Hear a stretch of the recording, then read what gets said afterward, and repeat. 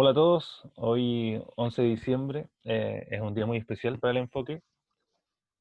Por eso, junto a Alejandro, decidimos hacer este video para un poco ir conociendo más sobre el enfoque centrado en la persona. Para ti, ¿cuál es el aporte más importante de Rogers, de Carl Rogers? Ujú. Ajá. Bueno, primero contextualizar que él empieza a desarrollar su principal trabajo como en los años 30, eh, y estamos en una época en el cual la psicoterapia, que hoy día en la actualidad siempre asociamos como la idea de psicoterapia como parte de la psicología clínica, por lo tanto como parte del área de la psicología. Es como la noción que uno tiene en la actualidad. De hecho, cuando alguien quiere estudiar psicología, como que se imagina inmediatamente esta noción como de estar atendiendo a alguien en una consulta, ¿cierto? Pero antes, cuando se inicia la psicoterapia, era una práctica propia de la medicina, ¿ok? En Estados Unidos hasta los años, mediados de los años 40, la segunda mitad de los años 40, la psicoterapia solamente podía ser ejercido por personas que estudiaban medicina primero, que eran médicos, y luego que se especializaban en psicoterapia, que en ese caso era como sinónimo de psicoanálisis en esa época. Entonces los psicólogos en esa época no hacían psicoterapia, básicamente se dedicaban a investigar, investigación de laboratorio, aplicaciones de algunas pruebas y algún tipo de orientación, de consejería o algo siempre como breve, pero no en el mundo de la psicoterapia. Entonces, uno de los grandes aportes de Roger es que primero le llamaba eh, entrevistas, luego le empezó a llamar counseling, que era como una práctica que existía en Estados Unidos de unas décadas anteriores, Y que eso tenía que ver con lo que nombraba, otros profesionales. lo nombraba de esa forma porque, como él era psicólogo, no podía hacer psicoterapia, como mencionas tú, porque era solo dedicado a los médicos. ¿Por eso es que le coloca Sí, esos nombres?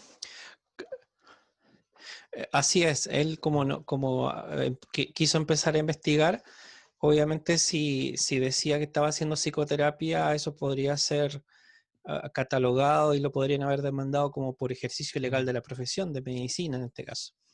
Y luego también empezó, y fue un concepto que utilizó por más tiempo, de hecho hasta durante todo el desarrollo de su teoría, que era el counseling, que era como en Estados Unidos, una práctica que era realizado como por otros profesionales, que tenía que ver más como con una línea de prevención, de promoción y de fortalecer el desarrollo de habilidades, más que nada, Mm. y que eran encuentros que podían ser breves y como muy pocos encuentros. De repente habían como trabajadores sociales, orientadores escolares, que se capacitaban como en esta modalidad llamada counseling y trabajaban en distintos dispositivos, no solo en el contexto como de consulta de psicoterapia. Entonces, allí Roger toma este concepto y empieza en el fondo a nombrar su práctica como counseling, en un principio como counseling no directivo. Y por este motivo que te decía. Entonces empieza a hacer investigaciones, eh, eh, y acá empieza a ser como lo importante, ¿no? Para el mundo de la psicología en general. En esas investigaciones, él llega a plantear que un psicólogo con entrenamiento podía hacer procesos en el fondo igual de efectivos que un psicoterapeuta con entrenamiento, que un médico con entrenamiento en psicoterapia. Esa fue una de las premisas, ¿no? Que fue un poco como revolucionaria. Claro, claro. Y eso luego Incluso más allá de lo que conocemos como enfoque, que fue su gran aporte, podríamos decir que fue el pionero en permitir que los psicólogos hagan psicoterapia, algo que para la actualidad es como muy común. Se lo agradecemos a él entonces. sí, ujú. Sí, él ahí en la primera parte de los años 40 empieza a hacer investigaciones donde llega como a esta hipótesis, y eso es tomado por una fundación también que creo que se financió, una fundación que se llama Rockefeller, y, y también tuvo el apoyo de la APA, de la Asociación Americana de Psicología, que en ese momento habían como dos asociaciones, como de ese estilo. Y allí en el fondo era, bueno, estás diciendo eso, ¿no? Que los psicólogos pueden lograr eso, pero hay que demostrarlo. Entonces, a partir de allí, empezó a hacer investigaciones cuasi experimentales, es decir, cuantitativas, estudios empíricos con un grupo de controles. Eh, Cuando tú separas a los grupos, ¿no? A uno le ofreces terapia, a otros no, y vas controlando todas esas variables, obviamente con las metodologías de la época, con los avances de la época. Entonces ahí hay algo que ya es pionero en el fondo. Hasta ese momento no se hacía investigaciones en psicoterapia de forma cuantitativa. Lo que había era básicamente estudios más cualitativos, reportes de casos, que los psicoanalistas hacían reportes de sus casos, pero no había estudios cuantitativos o cuasi experimentales en el sentido de que había un grupo de control y grupos que recibían tratamiento, otros que no, y después se comparaba, ¿no? El antes y el después, y entre los grupos quién avanzaba más, quién avanzaba menos. Eso no existía hasta ese momento. Él fue de lo que empezó a grabar sesiones, que eso antes no se hacía, y empezó a grabar sesiones como en audio, obviamente en la época no había tanta tecnología, y se empezaban a grabar y después todas esas grabaciones de todo el proceso la empezaban a revisar y veían revisaban cada espacio de interacción de las grabaciones y a partir de allí iban sacando conclusiones, resultados, tanto del proceso como de los resultados. Y se enfocaban como en dos cosas, cuáles eran los elementos del proceso que hacía que las personas vayan cambiando, ¿cierto? Y también en el fondo cuáles eran los resultados que obtenían estas personas, Entonces eran como los cuáles eran resultados la y actitud del terapeuta. cómo se lograban estos resultados. Esas son las dos variables que investigaban Sí, mayormente. claro, como qué ocurría en el proceso y allí qué era lo que ocurría como con el consultante, qué era lo que hacía el terapeuta para lograr eso y también cuáles eran como los efectos en la terapia en el antes y el después. Aplicaban, por ejemplo, Rorschach a todas las personas antes de empezar la terapia y después de empezar la terapia. Entonces después comparaban los cambios en los resultados del Rorschach con antes de la terapia y después de la terapia para ver si había cambios a ese nivel. Y otros test proyectivos también, el TAT y algunas otras escalas y test que desarrollaron ellos específicamente para investigar eso. No se usaban con fines diagnósticos, se usaban con fines de investigación los Ya. tests. Para medir los avances, los cambios que hubieron en las personas, ¿cierto? Sí, sí. Y eso ya fue muy innovador. Y a partir de esos estudios sirvieron en el fondo para validar que los psicólogos podían hacer psicoterapia. Y a partir de allí, algunos estados en Estados Unidos ya empiezan a entregar licencia a los psicólogos para hacer psicoterapia, después eso se masifica y hasta el día de hoy que la psicoterapia está más asociada a los psicólogos que a los psiquiatras hoy en día Sí, probablemente. Así claro. que yo creo que eso es un poco, y un tercer punto quizás que es de los primeros psicólogos que desarrolla una teoría psicológica. Pues te fijas, el psicoanálisis Freud es psiquiatra, Jung es psiquiatra, Viktor Frankl es psiquiatra, todos son como del mundo de la medicina y Fritz Perls es psiquiatra.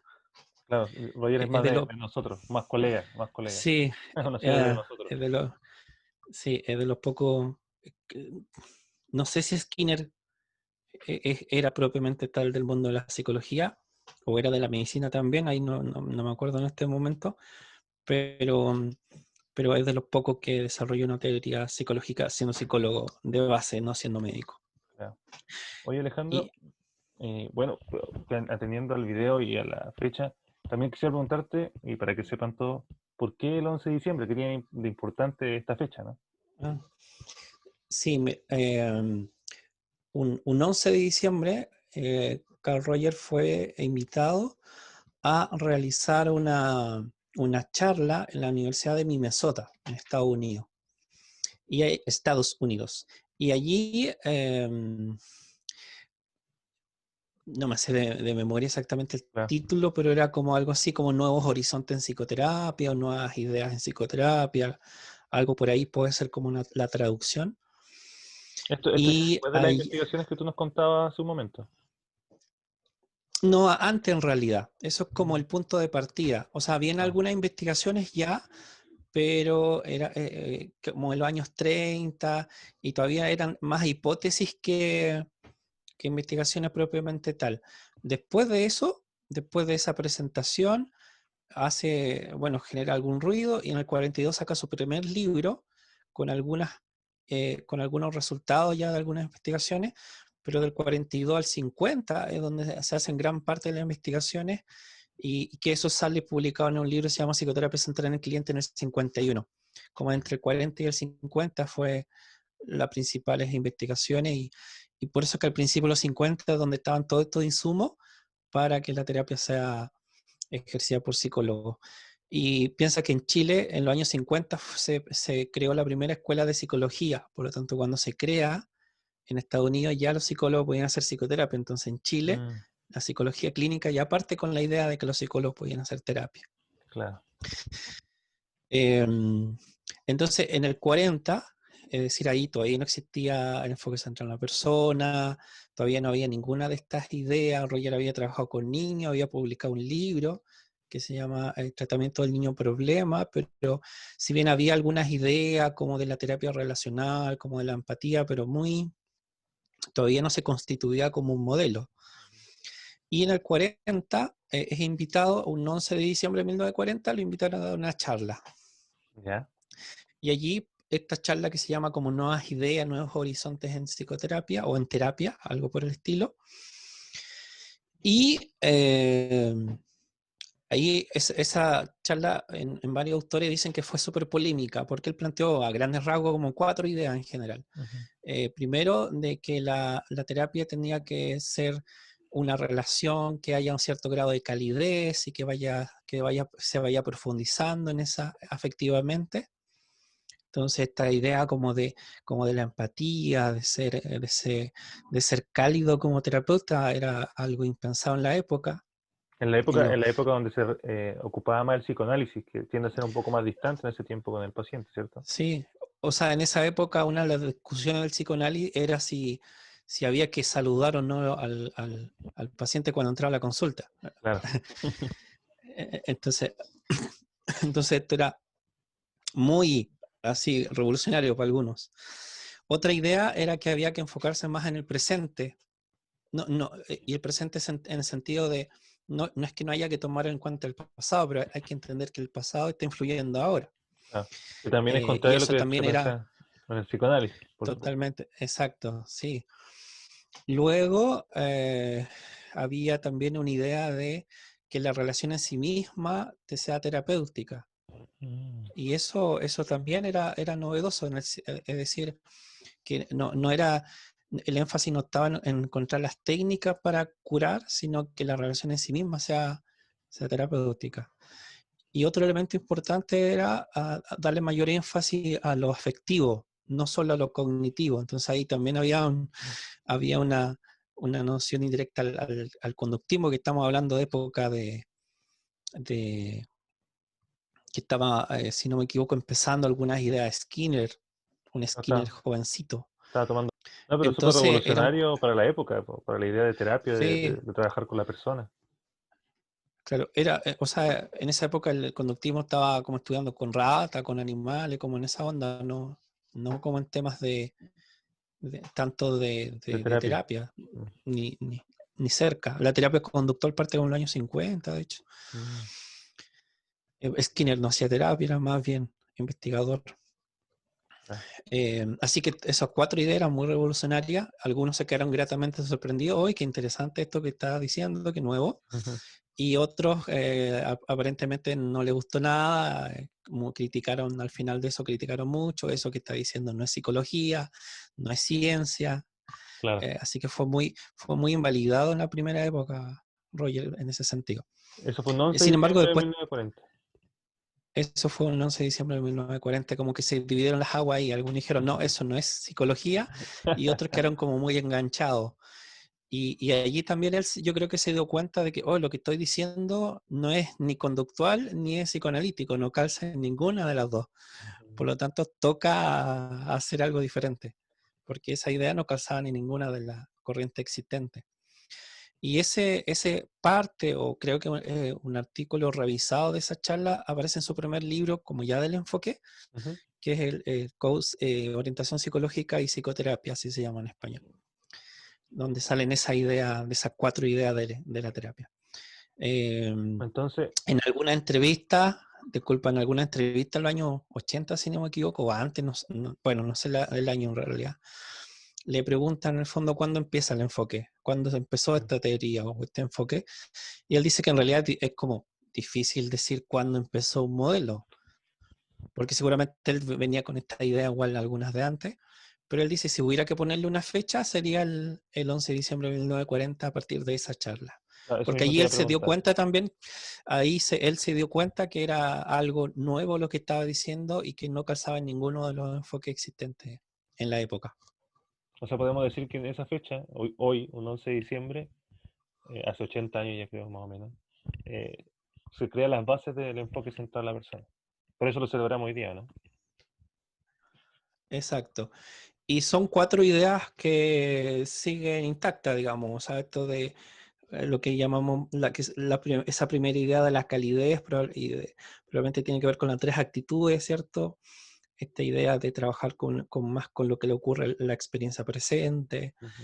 esta idea de considerar lo emocional, no solamente lo cognitivo, sino que también lo afectivo, sin dejar lo cognitivo de lado, no es cambiar una cosa por la otra. Claro. Eh, Lo relacional. y la importancia de la relación terapéutica.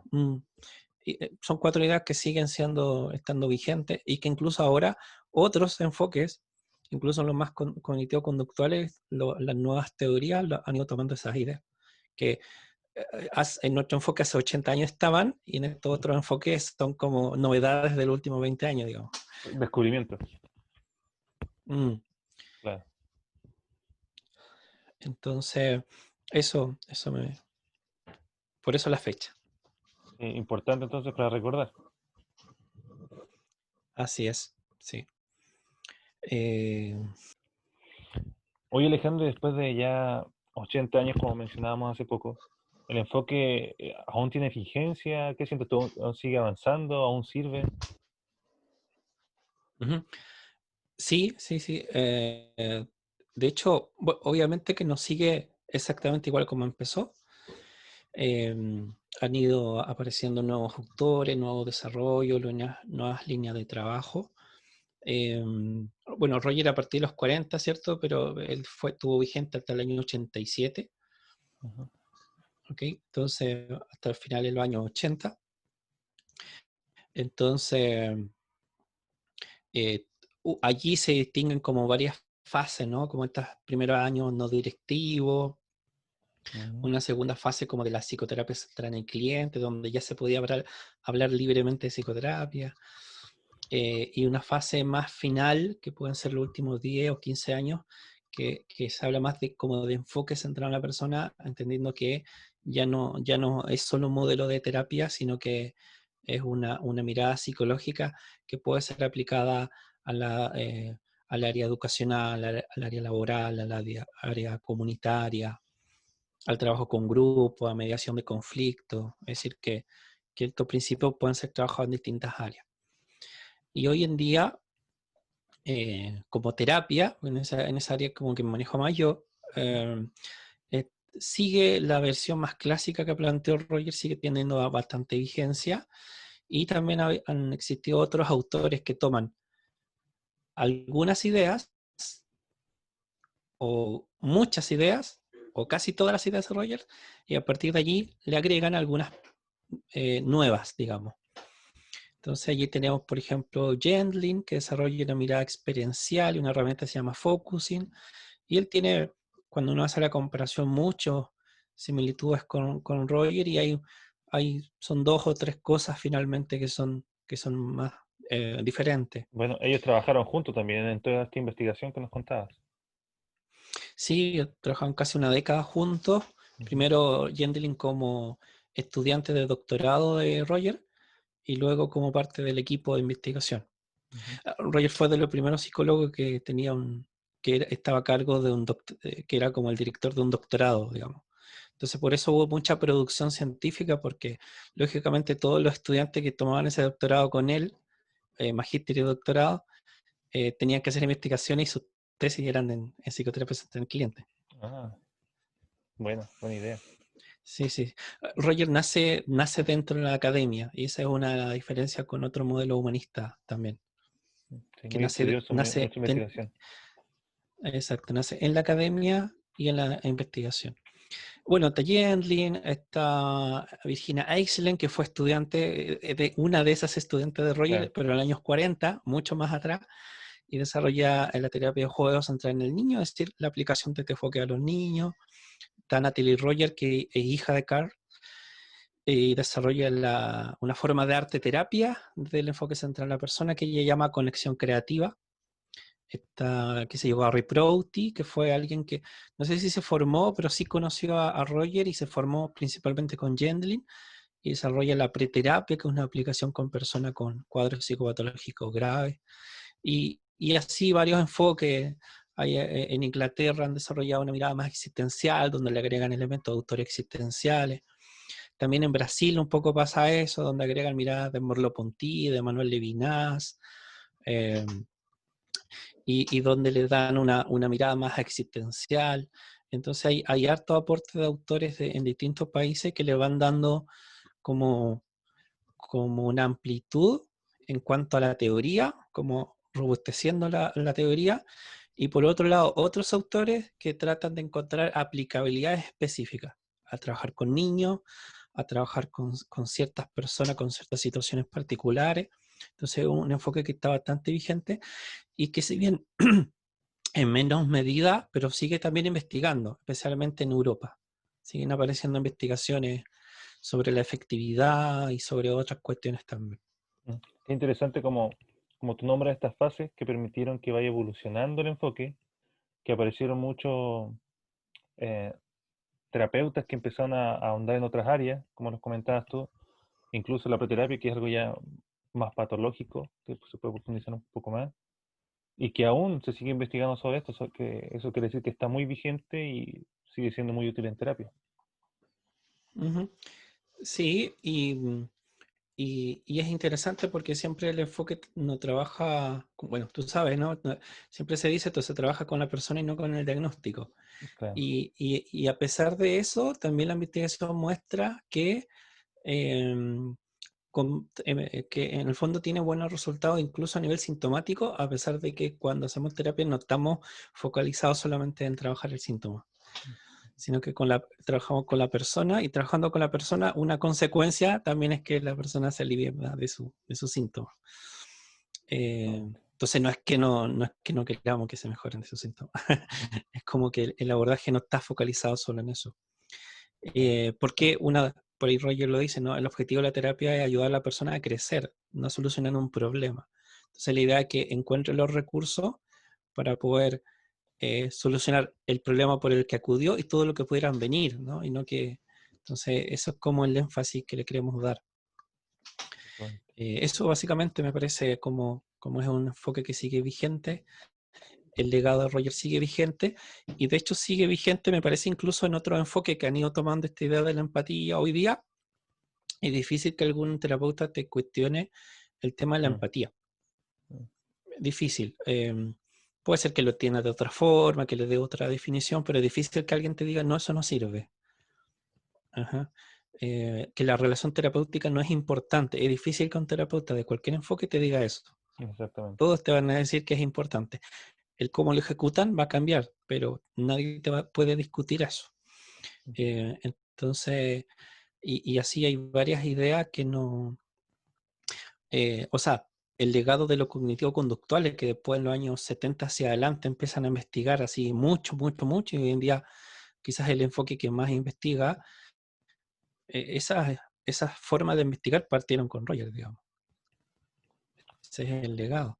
Los Claro. conductuales al principio no investigaban psicoterapia. Entonces, creo que es un enfoque que sigue vigente, digamos. Y eso es lo que... Y que no se quedó ahí, ¿eh? Ha seguido creciendo. Ujú. Bueno, Alejandro, muchas gracias. Pudimos conocer un poco de los aportes de Rogers, más allá del enfoque, como decía antes, que son esto de investigar y permitir que los psicólogos hagan psicoterapia, conocimos que el 11 de diciembre de 1940 es como donde se inicia el enfoque centrado y por eso estamos celebrando hoy día. Así que muchas gracias a todos los que vieron este video. Si tienen más dudas pueden agregar los comentarios y quizás darnos idea de qué temas podemos conversar más adelante, porque de Rogers y del enfoque hay muchísimos temas, me imagino.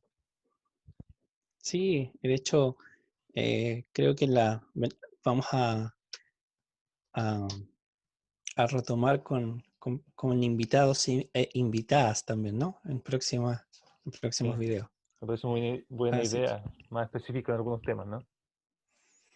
sí, ya también empecé a hablar de cuestiones actuales y de quizás de esto que anunciamos, ¿no? De esta aplicación y quizás tocarla un poquito como para que la gente sepa que existen y ya al que le interese empiece a buscar o nos contacte también, sí, en nuestra formación y en nuestra página que va a aparecer ahí acá abajito Eh, en el video. claro.